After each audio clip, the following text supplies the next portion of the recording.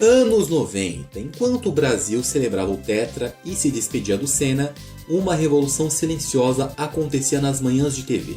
Os desenhos animados. Um dos que mais faziam sucesso entre a garotada era Cavaleiros do Zodíaco. Esse anime se popularizou graças à já extinta e saudosa Rede Manchete. Mas ela não só exibia esse anime, como também tinha um quadro especial em sua programação dedicado aos OVAs, na qual eles chamaram de US Mangá, que foi ao ar de 1996 a 97. Os animes OVAs que passavam lá tinham como característica comum a temática de ficção científica. Entre os animes estavam Detonator Orgon, Imp Geist, Zeoryma e Genocyber. Esse último era complicado, ele ganhou uma grande notoriedade, mas não por sua história, nem por seus personagens e muito menos pelas suas lutas, mas sim pela alta quantidade de violência presente em cada um dos seus episódios. A quantidade de corpo virando purê e chafariz de groselha rolando solta não estava no gibi, e isso contribuiu para várias noites sem dormir de várias crianças brasileiras naquele tempo, como é o caso do Francisco Rodrigues Filho, que no último vídeo comentou que ficou traumatizado ao assistir essa pérola aos 8 anos de idade. Relaxa, camarada,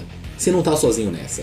Eu também fui atrás dessa má fama, esperando uma coisa chocante, mas o que eu encontrei foi muito pior do que eu imaginava. Hoje nós vamos abrir essa fita e dissecar Genocyber por completo, investigar seu criador, seu estúdio e a proposta por trás dela. Por que uma animação tão tecnicamente impecável tinha um roteiro tão vazio e cruel? Foi só pra chocar mesmo? Então já deixe seu like, se inscreve no canal e ativa o sininho. Eu sou Yuri e essas são as minhas fitas.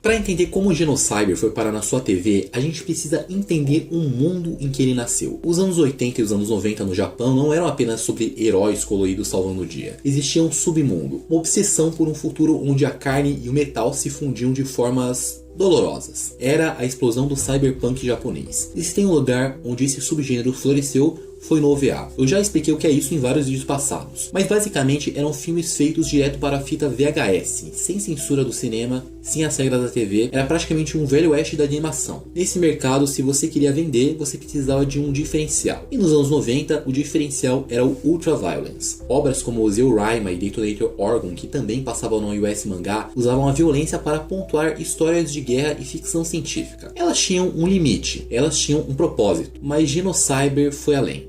Ele não entrou nessa onda apenas para acompanhar a tendência. Enquanto outros animes usavam sangue para mostrar o custo da guerra, Genocyber parecia sentir prazer na anatomia da destruição. E não era apenas violento, ele era mais do que isso. Havia um niilismo, um vazio naquela crueldade que incomodava até os fãs mais fervorosos de gore. E se você acha que isso foi apenas um excesso de marketing para vender fita, você está enganado. O motivo dessa aura perturbadora não estava no roteiro, nem na distribuidora. O motivo estava escondido na mente de quem o criou. E é aqui que a nossa investigação começa a ficar realmente estranha.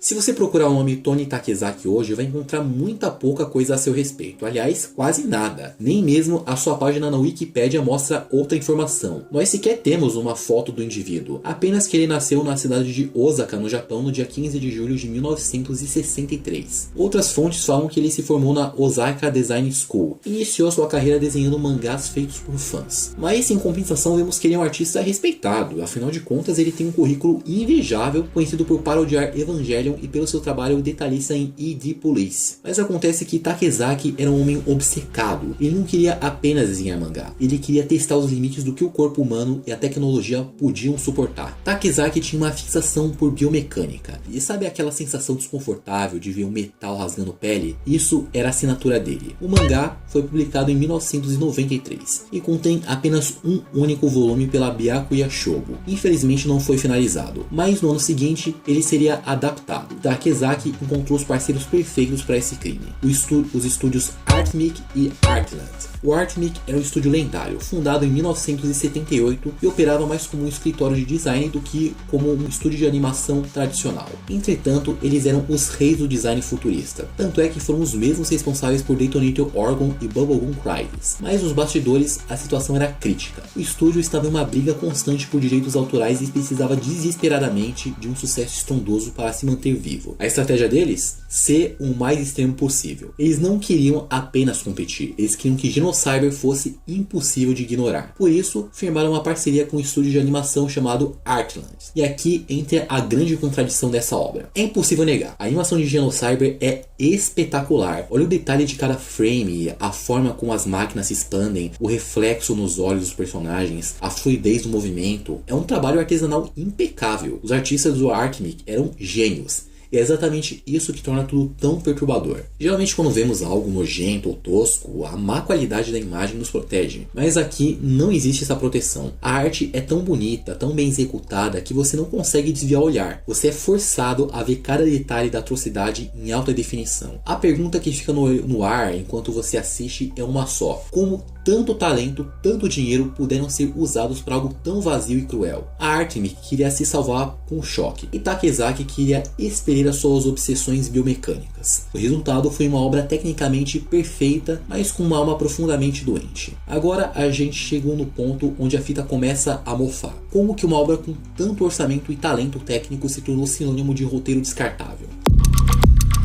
O episódio 1 é honestamente o auge. Existe uma centelha de algo profundo ali. A história das irmãs separadas, uma com o corpo destruído e outra com a mente psíquica sendo usadas como armas por uma corporação. Isso é puro suco de cyberpunk. O horror ali tem um peso dramático. Você sente pena e ao mesmo tempo sente o medo. Mas depois disso o roteiro simplesmente desiste. O primeiro OVA é ambientado em um futuro próximo, quando as nações do mundo estão começando a formar um novo governo global com um único exército. Mas a história concentra-se em uma jovem chamada Elaine e detalha o desenvolvimento e a criação do Genocyber, uma arma biológica suprema criada pela combinação dos poderes e da consciência de duas irmãs com habilidades psíquicas. O projeto é liderado por um cientista louco e financiado pelo grupo Kuryu, uma enorme corporação japonesa líder mundial em pesquisas militares. A história começa em Hong Kong, acompanhando Elaine. Ela é a peça-chave nas ambições do cientista, que deseja combinar os poderes dela com os de sua irmã Diana, para assim ativar o Genocyber. Ambas eram filhas de um antigo colega do cientista, a quem ele traiu para obter financiamento para suas pesquisas. Em sua forma física, o Genocyber é um monstro humanoide gigantesco, que o cientista chama de Vajra. Além de possuir força quase ilimitada e a capacidade de regeneração, o Genocyber também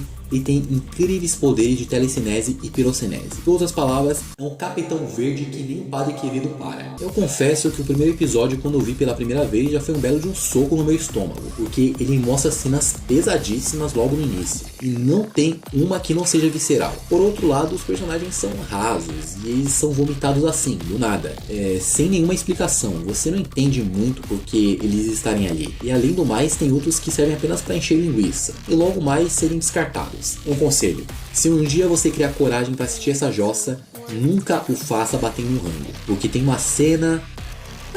eu me lembro dela até hoje. Você vai se arrepender. É sério.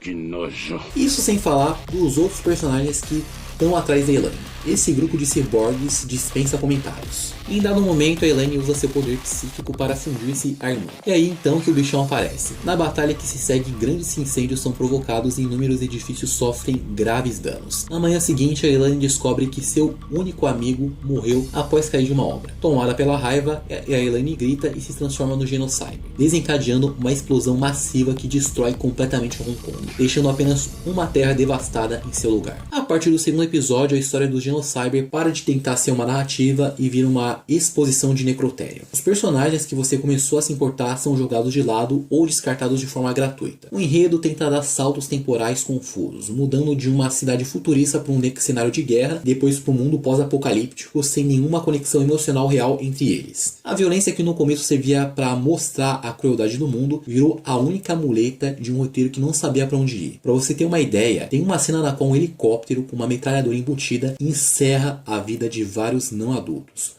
com requintes de crueldade, sem pudor, sem censura. Só um doente mesmo para desenhar isso. Sabe quando um comediante perde o público e começa a falar palavrão só para tentar chocar e recuperar a atenção? Foi isso que aconteceu aqui. E olha que eu nem gosto de stand-up. Como os roteiristas não conseguiam mais sustentar o drama das irmãs, eles decidiram que a solução era apenas aumentar a dose de sangue. Se o episódio 1 foi chocante, o 2 precisava ser repugnante. E o 3 precisava ser inexplicável. E é aqui que eu quero saber de você. Seja sincero, você lembra de ter entendido o que estava acontecendo na história na primeira vez que viu? Ou você, assim como 99% das crianças da época, só ficou em choque absoluto com a cena do helicóptero ou com o massacre no hospital? Comenta aqui embaixo se você conseguia acompanhar o enredo ou se no seu cérebro simplesmente desligava para tentar processar o gore. O segundo e o terceiro OVA são interligados. O cenário agora é ambientado em uma super porta-aviões. A trama envolve uma ofensiva militar americana contra um país fictício chamado Karain, no qual se retirou da ONU e iniciou a invasão de um país vizinho. E temos um novo humanoide em cena. Dessa vez ele possui um corpo que lhe permite fundir-se com qualquer máquina ou arma que opere, ampliando as capacidades muito além do que seria possível para um piloto humano. Os militares perceberam que Karain sofreu um ataque de uma arma poderosa. Nesse momento, um avião de reconhecimento da ONU, operado perto do ataque, entra em contato por rádio solicitando a permissão por um pouso de emergência. O piloto também transporta uma civil que resgatou nas proximidades de Karain. E adivinha quem é? Elaine. Como ela foi parar ali? Ninguém sabe. E acho que esse é o maior problema do roteiro. Como ele não se preocupa em explicar por que determinado personagem está ali, ele faz saltos temporais absurdos. Eu acho que foi para brincar com a mente do espectador. Assim que Elaine entra a bordo, a médica do navio acolhe a menina, e pelo simples fato dela ser idêntica à sua falecida filha que morreu em um acidente aéreo provocado pelo próprio Genocyber no primeiro OVA. Mas como ninguém desconfia que Elaine é o bichão, tá tudo certo. Novamente, ele aparece e temos uma cena de luta dele contra o humanoide e claro, Genocyber leva melhor. Porém, o cientista responsável pelo ser implica com a menina e solta os cachorros pra cima dela. E olha só, isso é coisa que se diga na presença de uma criança? Que homem horrível! Tomara que ele morra! Não demora muito, Genocyber mais uma vez dá a louca e metade do elenco vira camisa de saudade. Com exceção da médica que, mesmo após tudo aquilo, ainda acredita que o bichão é sua filha. Volte pra mim! Leve-me com você, Lola! Fique quieta! Por favor, Lola! Leve-me junto! Lola!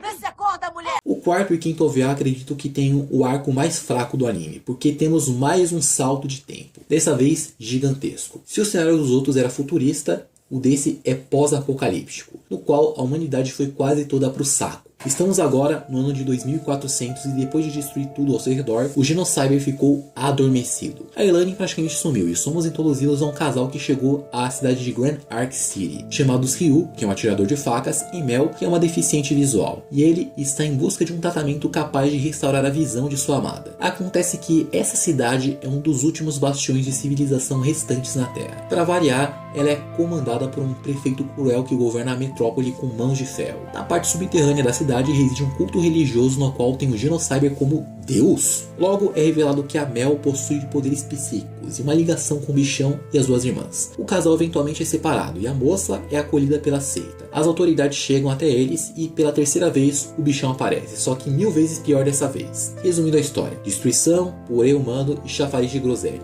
Mas em compensação, aparentemente temos um final feliz, porque o casal é reunido mais uma vez com vida e a moça recuperou a sua visão.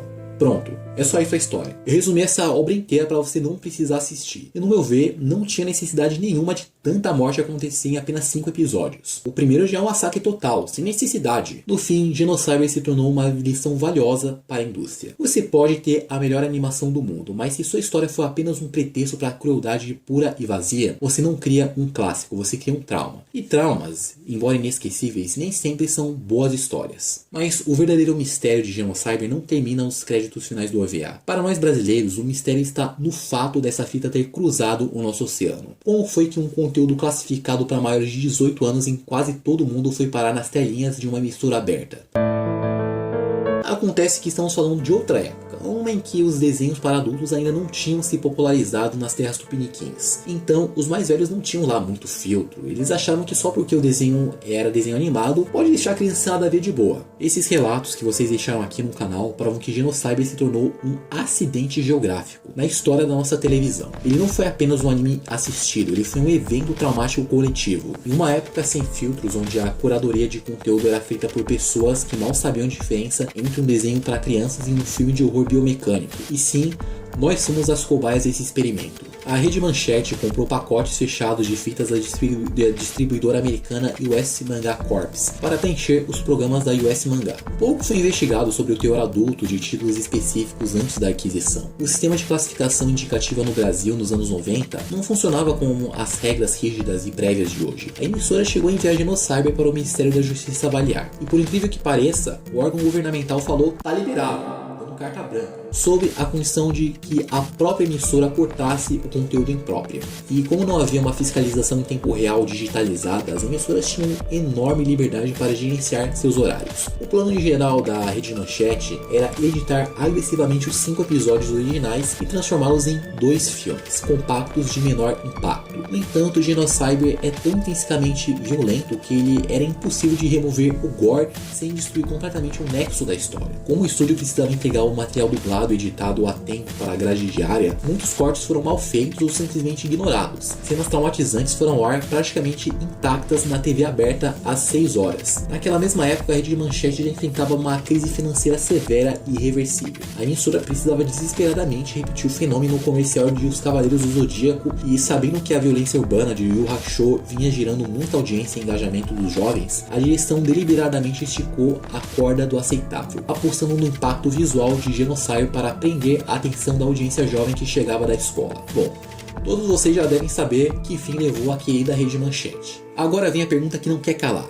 Qual foi a proposta dessa obra por trás de tanta violência? Alguma crítica político-social ao sistema? Para responder essa pergunta, primeiro temos que recorrer à obra original. Como eu falei, o mangá possui apenas um único volume encadernado e foi cancelado antes do final. Ele foca exclusivamente no conflito inicial envolvendo a criação da criatura. Já no anime, quem comandou foi o diretor Koichi Ohata, que alterou radicalmente a narrativa, a ambientação e o destino dos personagens. O mangá utiliza o body horror e a mutilação mecânica como uma metáfora visual para a perda da identidade da humanidade frente ao capitalismo tardio. Na história, o conglomerado enxerga as duas adolescentes órfãs e vulneráveis puramente como matéria-prima ou peças de reposição para uma arma militar. A violência explícita nos laboratórios serve para chocar o leitor contra a frieza da ganância corporativa, que literalmente despedaça corpos humanos em busca de lucro e poder político. Muito influenciado por Akira de Kazuhiro Otomo, o Takezaki usou a violência extrema para ilustrar o conceito clássico da hubris, a arrogância humana de tentar controlar forças além da nossa compreensão científica. A mutação grotesca e descontrolada do Genocyber é a manifestação física do colapso ético de uma sociedade que prioriza o avanço tecnológico em detrimento da empatia. O sangue e as disformidades representam a ciência saindo do controle. O mais importante, temos que levar em conta que se trata de uma obra publicada logo após o fim da Guerra Fria e durante o estouro da bolha econômica japonesa. O mangá reflete o pessimismo da juventude naquela época. Não existem heróis ou salvadores em Genocyber.